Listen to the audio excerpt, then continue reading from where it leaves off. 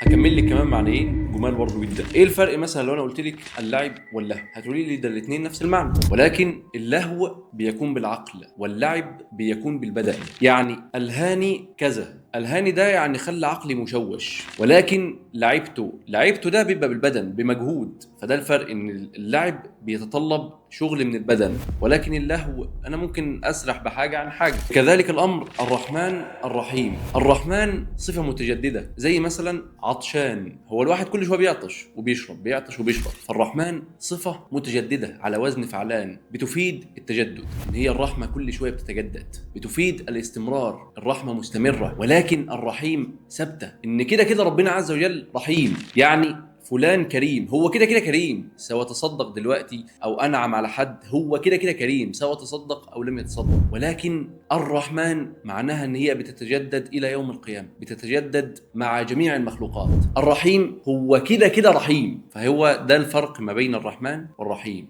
وده الفرق ما بين اللهو